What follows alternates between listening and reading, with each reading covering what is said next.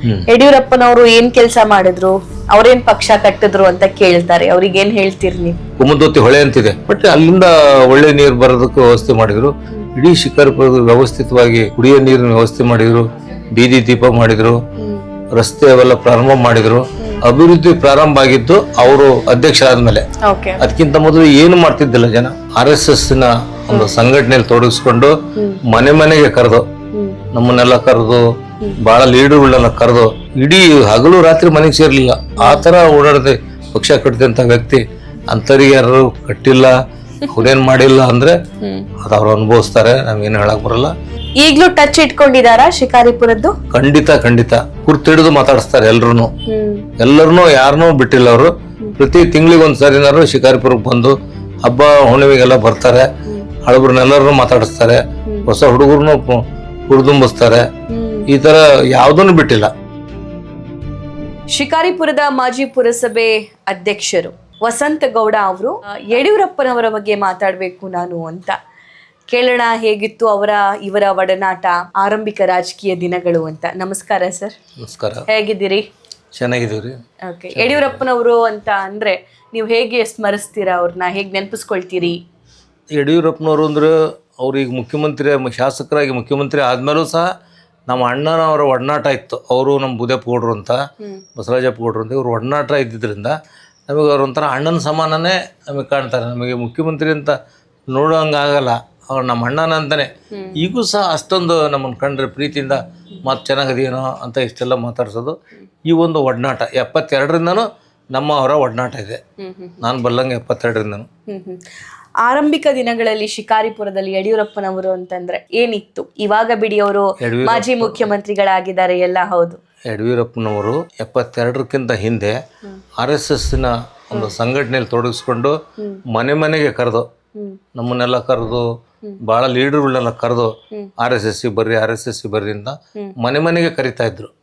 RSS ಚಟುವಟಿಕೆಯಿಂದ ಅವರು ರಾಜಕೀಯ ಪಾದಾರ್ಪಣೆ ಮಾಡಿದರು. ರಾಜಕೀಯ RSS ನಮ್ಮಲ್ಲಿ ಹುಟ್ಟಾಕಿದ್ದು, ಬೆಳೆಸಿದ್ದು ಅಂತ ಈಗೂ ಅವರು ಅನುಯಾಯಿಗಳು ಭಾಳ ಜನ ಇದ್ದಾರೆ. RSSನವ್ರು ಈಗೂ ಚಾಲ್ತಿಯಲ್ಲಿದೆ.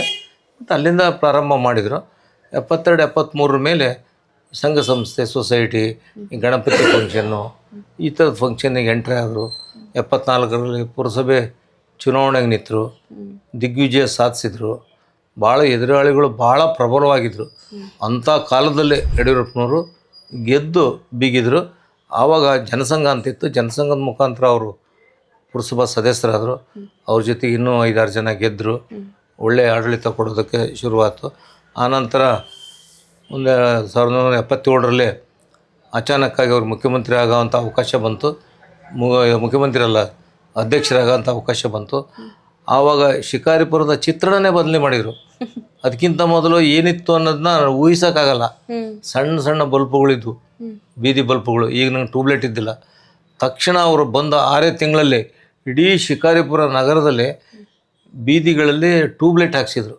ಸಣ್ಣ ಬಲ್ಪ್ ತೆಗೆದು ಟ್ಯೂಬ್ಲೈಟ್ ಹಾಕ್ಸಿ ಜನ ಆಶ್ಚರ್ಯ ಪಡಕತ್ಬಿಟ್ರು. ಏನಿದು ಈ ಥರ ಮಾಡಿರಲ್ಲ, ಇಷ್ಟು ವರ್ಷ ಇಲ್ಲಿದ್ದು ಅಂತ. ಅದಕ್ಕೆ ಭಾಳ ವಿರೋಧ ಮಾಡಿದರು.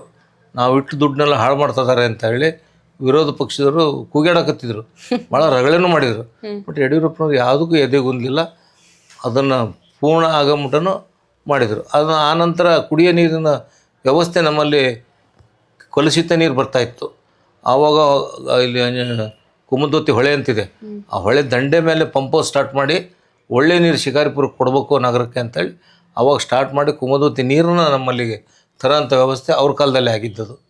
ಕುಡಿಯೋ ನೀರಿನ ವ್ಯವಸ್ಥೆ ಮೊದಲು ಬರೀ ನೀರು ಬರ್ತಾ ಇತ್ತಿಲ್ಲಿ ಕೆರೆಯಿಂದ. ಬಟ್ ಅಲ್ಲಿಂದ ಒಳ್ಳೆ ನೀರು ಬರೋದಕ್ಕೆ ವ್ಯವಸ್ಥೆ ಮಾಡಿದರು. ಇಡೀ ಶಿಕಾರಿಪುರದ ವ್ಯವಸ್ಥಿತವಾಗಿ ಕುಡಿಯೋ ನೀರಿನ ವ್ಯವಸ್ಥೆ ಮಾಡಿದರು, ಬೀದಿ ದೀಪ ಮಾಡಿದರು, ರಸ್ತೆ ಅವೆಲ್ಲ ಪ್ರಾರಂಭ ಮಾಡಿದರು. ಅಭಿವೃದ್ಧಿ ಪ್ರಾರಂಭ ಆಗಿದ್ದು ಅವರು ಅಧ್ಯಕ್ಷರಾದ್ಮೇಲೆ. ಅದಕ್ಕಿಂತ ಮೊದಲು ಏನು ಮಾಡ್ತಿದ್ದಿಲ್ಲ ಜನ. ಅಂತ ಒಂದು ವ್ಯವಸ್ಥೆ ಇತ್ತು. ಈಗಲೂ ಟಚ್ ಇಟ್ಕೊಂಡಿದಾರ ಶಿಕಾರಿಪುರದ್ದು? ಖಂಡಿತ ಖಂಡಿತ. ಬಂದಾಗ ಶಿಕಾರಿಪುರಕ್ಕೆ ಎಲ್ಲರೂ ಬಂದಾಗ ಎಲ್ಲರನ್ನೂ ಮಾತಾಡಿಸ್ತಾರೆ. ನಾವೆಲ್ಲರೂ ಹೋಗ್ತೇವೆ, ಮಾತಾಡ್ತೇವೆ, ಕುರ್ತಿಡಿದು ಮಾತಾಡಿಸ್ತಾರೆ ಎಲ್ಲರನ್ನೂ ಯಾರನ್ನೂ ಬಿಟ್ಟಿಲ್ಲ ಅವರು. ಪ್ರತಿ ತಿಂಗಳಿಗೆ ಒಂದ್ಸರಿನಾರು ಶಿಕಾರಿಪುರಕ್ಕೆ ಬಂದು ಹಬ್ಬ ಹುಣ್ಣಿಮೆಗೆಲ್ಲ ಬರ್ತಾರೆ. ಹಳಬ್ರನ್ನೆಲ್ಲರನ್ನೂ ಮಾತಾಡಿಸ್ತಾರೆ, ಹೊಸ ಹುಡುಗರನ್ನು ಹುರಿದುಂಬಿಸ್ತಾರೆ. ಈ ಥರ ಯಾವುದನ್ನು ಬಿಟ್ಟಿಲ್ಲ. ಶಿಕಾರಿಪುರ ಟಚ್ ಅಂತೂ ವ್ಯವಸ್ಥಿತವಾದ ಇದು ಜನ್ಮಭೂಮಿ ಬೂಕನಕೆರೆ ಆದರೂ ಕರ್ಮಭೂಮಿ ಶಿಕಾರಿಪುರ. ಆದ್ದರಿಂದ ಶಿಕಾರಿಪುರನ ಸಾಕಷ್ಟು ಅಭಿವೃದ್ಧಿ ಮಾಡಿದ್ದಾರೆ. ಎಲ್ಲ ಅಭಿವೃದ್ಧಿ ಒಂದಲ್ಲ ಎರಡಲ್ಲ, ಇದನ್ನು ಹೇಳೋಕ್ಕೆ ಸಾಧ್ಯನೇ ಇಲ್ಲ. ಎದುರುಗಡೆ ರೋಡ್ ಏನೂ ಮಾಡೋಂಗಿದ್ದಿಲ್ಲ ರೀ. ಸಣ್ಣ ಸಣ್ಣ ಸಂಧಿ ರೋಡೆಲ್ಲ ವ್ಯವಸ್ಥಿತವಾಗಿ ಅಭಿವೃದ್ಧಿ ಮಾಡಿ ಹುಚ್ಚರಾಯನ ಕೆರೆ ವಾಕಿಂಗ್ ಪಾತ್ ಮಾಡಿದರು. ಚೆನ್ನಾಗಿ ಇವತ್ತು ಹೇಳಿಕೆಂತ ಓಡಾಡ್ತಾ ಇದ್ದಾರೆ. ಅಷ್ಟೊಂದು ವ್ಯವಸ್ಥಿತವಾಗಿ ಮಾಡಿದಂಥ ವಾಕಿಂಗ್ ಪಾತ್ ಇರ್ಬೋದು, ಕಲ್ಯಾಣಿ ಇರ್ಬೋದು, ದೇವಸ್ಥಾನ, ಆಂಜನೇಯ ಸ್ವಾಮಿ ದೇವಸ್ಥಾನ, ನಮ್ಮ ಬಸವೇಶ್ವರ ದೇವಸ್ಥಾನ, ಹಿಂದ್ಗಡೆ ದುರ್ಗಮ್ಮನ ದೇವಸ್ಥಾನ, ಈ ಥರ ಎಲ್ಲ ನಮ್ಮ ನಗರದಲ್ಲಿ ಎಲ್ಲ ದೇವಸ್ಥಾನಗಳನ್ನೂ ಸಹ ಅಭಿವೃದ್ಧಿ ಮಾಡಿದ್ದಾರೆ. ರಸ್ತೆ ಅಭಿವೃದ್ಧಿ, ಶಾಲೆ ಕಾಲೇಜಂತೂ ಹೇಳಂಗಿಲ್ಲ, ಯಾರು ತಿರುಗಿ ನೋಡೋಂಗಿಲ್ಲ. ಇಲ್ಲ ಹೊರಗಡೆ ಹಿರೇಕೆರೂರು ತಾಲೂಕಿನವರು, ಹೊನ್ನಾಳಿ ತಾಲೂಕಿನವರು ಶಿಕಾರಿಪುರಕ್ಕೆ ಬರ್ತಾರೆ. ಹಾಸ್ಟೆಲ್ ಬೇಕು, PUC ಸೇರ್ಬೇಕು, ಕಾಲೇಜ್ ಸೇರ್ಬೇಕು ಅಂತ ಇಲ್ಲಿ ಬರ್ತಾರೆ. ಅಷ್ಟೊಂದು ಎಜುಕೇಷನ್ ಹಬ್ ಆಗಿದೆ ನಮ್ಮ ಶಿಕಾರಿಪುರ. ವ್ಯವಸ್ಥಿತವಾಗಿ ಮಾಡಿದ್ದಾರೆ ಯಡಿಯೂರಪ್ಪನವರು. ನಾವು ಆವಾಗ ಯಡಿಯೂರಪ್ಪನವರು ಪುರಸಭಾ ಅಧ್ಯಕ್ಷರಾಗಿಂದ ಶುರು ಮಾಡಿದಾರೋ ಮನೆ ಸೇರಿಲ್ಲ ಅವರು. ಆ ಥರ ಮನೆ ಮಠ ಬಿಟ್ಟು ಈ ಊರಿನ ಅಭಿವೃದ್ಧಿ, ತಾಲೂಕು ಅಭಿವೃದ್ಧಿಗಾಗಿ ಹೋರಾಟ ಮಾಡಿದಂಥ ಈಗ ಕೆಲವೊಬ್ರು ಬಿಜೆಪಿ ಪಕ್ಷದಲ್ಲೇ ಇದ್ಕೊಂಡು ಯಡಿಯೂರಪ್ಪನವರು ಏನ್ ಕೆಲಸ ಮಾಡಿದ್ರು, ಅವ್ರೇನ್ ಪಕ್ಷ ಕಟ್ಟಿದ್ರು ಅಂತ ಕೇಳ್ತಾರೆ. ಅವ್ರಿಗೆ ಏನ್ ಹೇಳ್ತೀರಿ ನೀವು?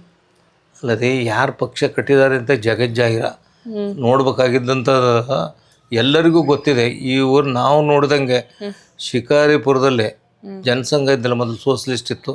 ಯಡಿಯೂರಪ್ಪನವರು ಜನಸಂಘ ತಂದು ಅಭಿವೃದ್ಧಿ ಮಾಡಿದರು. ಅದಾದ ನಂತರ ಯಡಿಯೂರಪ್ಪನವರು ಇಡೀ ಜಿಲ್ಲೆ ಎಲ್ಲ ಸುತ್ತರಿದು ಜನಸಂಘ ಕಟ್ಟಿದರು. ಆ ನಂತರ ಜನತಾ ಪಕ್ಷ ಆಯಿತು. ಜನತಾ ಪಕ್ಷ ಆದಮೇಲೆ ಅದರಿಂದ ಹೊರ ಬಂದ ಮೇಲೆ ಮತ್ತು ಭಾರತೀಯ ಜನತಾ ಪಕ್ಷ ಆಯಿತು. ಬಾಂಬೆಗೆ ಹೋಗಿ ನಮ್ಮಲ್ಲಿಂದ ನೂರಾರು ಜನ ಹೋಗಿ ಅಲ್ಲಿ ಭಾರತೀಯ ಜನತಾ ಪಕ್ಷ ಉದಯ ಆದಮೇಲೆ ಅಲ್ಲಿಂದ ಬಂದಮೇಲೆ ಇಡೀ ರಾಜ್ಯ ಸುತ್ತಿದ್ರು ಅವರು. ಫಸ್ಟ್ ಯಡಿಯೂರಪ್ಪನವರು ಜಿಲ್ಲಾಧ್ಯಕ್ಷರಾದರು, ಆನಂತರ ರಾಜ್ಯಾಧ್ಯಕ್ಷರಾದರು. ಇಲ್ಲಿಂದ ಇಡೀ ರಾಜ್ಯದ ಗುಲ್ಬರ್ಗ, ರಾಯಚೂರು, ಬಾಗಲಕೋಟೆ, ಇಡೀ ಹಗಲು ರಾತ್ರಿ ರೀ, ಮನೆ ಸೇರಿಲ್ಲ. ನಮ್ಮ ಸ್ನೇಹಿತರೊಬ್ರು ಹೇಳ್ತಾರೆ, ನಮ್ಮ ಪದ್ದಣ್ಣರು ಅಂತಂದ್ರೆ ಅವರು, ನಮ್ಮ ಹಿತ್ಲದ ಪರಮೇಶ್ವರೆಲ್ಲ ಹೇಳ್ತಾರೆ, ಅವರೆಲ್ಲ ಜೊತೆಗೆ ಓಡಾಡೋರು.